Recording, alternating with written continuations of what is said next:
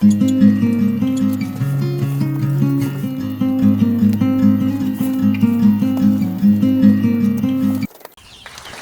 magandang umaga po sa inyo mga ka-farmer. Let's go farming na po ulit.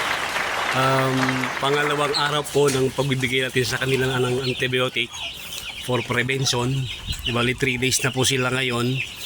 Medyo kumakapal na po yung dumi sa sahig sa karton. Kaya kailangan natin maglagay ng karton pa para doon tayo magsabog ng pakain para sa kanila. Pero may pagkain na po sila sa feeder. Yun lang ginagawa kong paghagis sa karton. Gusto ko lang mag-create ng sound na para pagka sila ay naka-standby, mabubulabog po sila para maengganyo po silang kumain. Yun po yung paraan ng pagtuturo natin sa kanila para maging habitual po yung pagkain nila. Sa ganung paraan, mas mabilis silang lalaki, magiging matakaw sila, mas pag sila po ay kumain, kasunod po ay iinom din sila.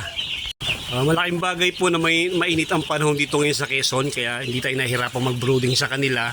Tignan nyo po, gaganda ng balahibo nila, maganda yung kanilang mga size.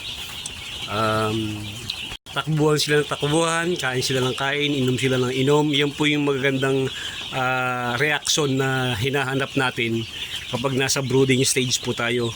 Hindi po pwede kasi yung kapag nasa brooding kayo, yung inyong mga sisiw lagi nakaupo sa gilid. Tapos para po bagang matatamlay, hindi po pwede yun. Kasi pag ganun po ang sitwasyon, asahan nyo yun yung pagpapalaki sa kanila, mahihirapan kayo. Tsaka may problema, ibig sabihin it's either may sakit sila o hindi sila komportable dun sa init na nasa brooder house. Kanina po kumuha po ako ng room temperature, nasa 28 degrees po. Pero nagbukas po ulit ako ng ilaw para mas mainit pa, kasi pag ganito mga 2-day-old or 3-day-old chicks, dapat mataas po ang temperature nito. At least nasa mga 30 hanggang 29 degrees po dapat sila. Minsan po ang paglalagay ng mainit na temperatura sa ating mga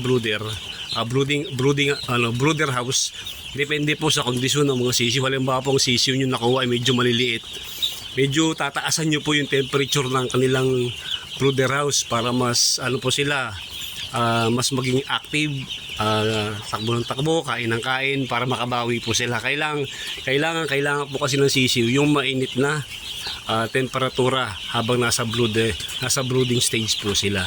Po nung dumating sila, meron na po akong mortality, siguro po nasa 7 o 8. Hindi naman po may iwasan nyo. Kaya lang kapag may mortality kayo, tignan nyo rin po yung itsura ng sisiw, ano bang kinimatay. Pag nakita nyo ang kanilang puwet ay maitim, stress po yun, or sila ay talagang inborn na may problema. Kaya sa ganung paraan, malalaman ninyo ano yung posibleng pinagmulan ng pagkamatay ng sisiw. Doon po kayo magkakaroon ng adjustment uli. Kailangan nyo bang magdagdag ng init? Kailangan nyo bang magbawas ng init? Depende po sa makikita nyo. Kumbaga, iimbestigahan ninyo ano yung kinamatay ng sisiw. Bukas po uli, magbibigay pa tayo ng antibiotic sa kanila, yung half dosage po for prevention. Tapos po, susunod na araw ay magpe-plain water po tayo para sa flushing. Tapos sunod po nun ay vitamins naman. Ayan, maraming salamat po sa inyo mga ka-farmer. Paki-subscribe din po yung ating channel at paki-like na rin po yung ating video. Marami pong salamat sa inyo. Mabuhay po kayong lahat. Happy farming po.